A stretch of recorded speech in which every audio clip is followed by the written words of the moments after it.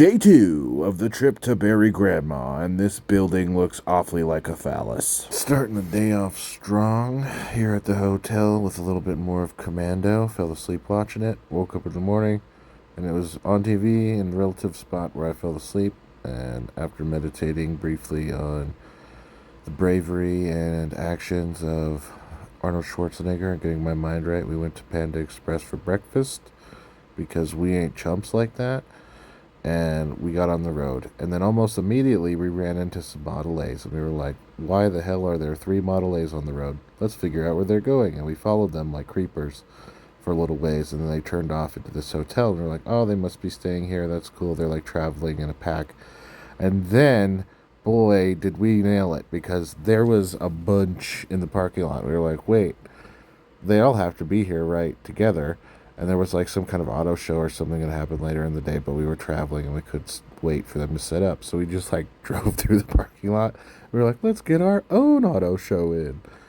Then we came across this guy, and I was like, he totally looks like that dude from Cars. And then we kept going, and then we came across this guy, and I was like, oh my God, I need to take a picture of this. And so then I took like a whole bunch of pictures of it because it was freaking awesome. And then I just kind of turned in a circle and took a picture of all of the other ones that were around me. And let me tell you, there was a lot of them. So after a few more pictures and leaving my mom in the car in the middle of a parking lot, she was like, dude, what the hell? I was just like, you know what, let's just keep driving because there are too many to take individual pictures of. And then we went to the back lot and we're like, Jesus Christ, I didn't know this many Model A's made it this far into the timeline. And yet, here they all are. And as we were saying that, 2 more drove by us on the highway. And we were like, okay, wow, I wasn't expecting there to be more of them. And guess what? There was still more of them. It was like going back in time to a 1930s era where everybody wore t-shirts and jeans and had these freaking amazing cars. And I can't even begin to explain the quality of these cars. They were like in immaculate condition. And then we were leaving, and there were even more of them. Dude, I tell you, for a car guy, this was kind of like going to heaven for a little while. It was amazing. And then we were leaving, and then we saw more coming in, and then this is my favorite part. I saw this really cool muscle car, and I'm like, look at that, 450 cubic inches of V8. Is that a freaking Model A driving past? Why is the muscle car on a trailer? Dude, Minnesota is a weird place. That's all I'm going to say about it.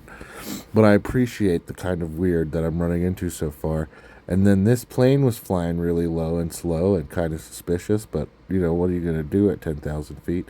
And, like, we just had to keep going. Because what else is there to do? And then we saw the buildings and the skyline of Minneapolis in the distance and thought, you know what?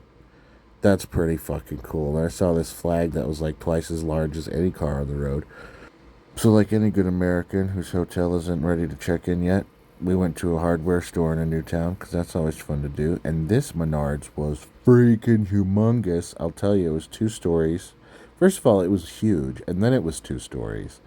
And it had this like elevator slash or escalator slash moving sidewalk. And that was cool because we don't have those in Casper. And then my mom saw this cool glass elevator, and she's like, look, an elevator, but we have those in Casper, so that wasn't that cool. But at the top of this thing, which we rode as many times as we were allowed to, there was a guy playing music. And I don't really understand why you need a guy playing live music in a hardware store. But also, I immediately understood it. And that was pretty freaking cool.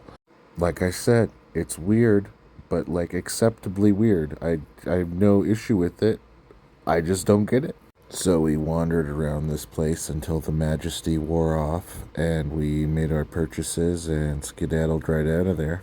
Down the escalator slash moving sidewalk, of course. So then we left and dropped all our stuff off at the hotel, which was right down the road, and then we went to check out Minneapolis proper, I guess. And let me tell you, the highways in this place are freaking big. I don't know. They're not like LA big, is what my mom told me, but they are they're big. I don't know. The buildings were cool. There was lots of cool buildings. This place has Orange Julius. I forgot that that was even an option. And then, like I said, really cool buildings all over the place. And this church was just haunting us. It was like everywhere we went. And then we saw this sign, and it was not as exciting as the calligraphy would make it seem. And stop signs are red on the back here, which was also weird. That's not a thing that happens. At this point, we were like, damn, it's busy for a Sunday, isn't it? And then we found out that the day we picked to go to this park was the day that they had some festival or something. So we left and we found this building with no windows. And we were like, what the hell? And then it turns out that this building with no windows is actually a museum slash mini golf place, which is what a combo, right? And out front in their front lawn, past this train, there is a statue garden. And we were like, wow, how tranquil. And we went and checked this out. And while we were there, we saw all these freaking beautiful statues and this church again. I swear it was there. And there was Big Blue Chicken. I didn't even see that Big Blue Chicken the first time because I was like, look, the church is there. And then we went to this thing and the church was there. And then inside of this thing is the saint of libraries. I forgot his name. I'm so sorry. It was pretty cool. It was interesting. Didn't have a roof. But it also didn't rain on that guy, so that's kind of cool. And then there was this blue chicken. I was like, oh my god, blue chicken. We gotta look at this blue chicken. And guess what? Church. Yep. I just like that shot. Anyway, so we got up to the blue chicken, finally. It was much bigger than it looked like. I took this picture in the grass. Then we continued on our way through this place, and there was a lot of statues. I guess that's what you would want in a statue garden, after all.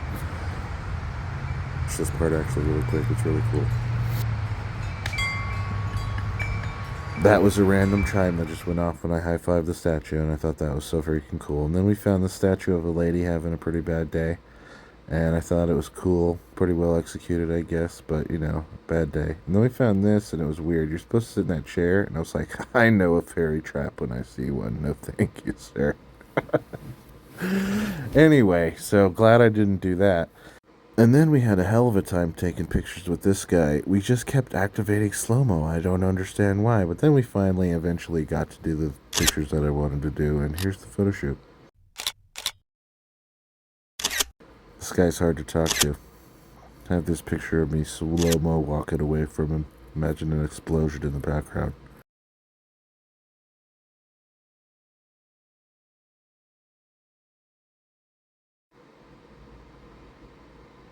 Anyway, so then we walked over to this thing, which is like probably the second best statue in the whole statue garden besides the blue chicken. It's this jacket, and I just thought this was really freaking cool and well done. And the building in the background was really cool.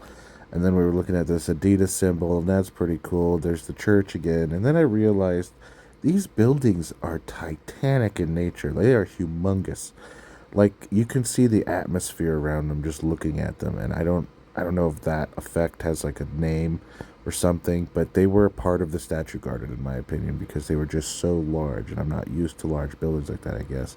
But then they got me really thinking, like, what would it be like to actually fight a titan? Like, holy shit.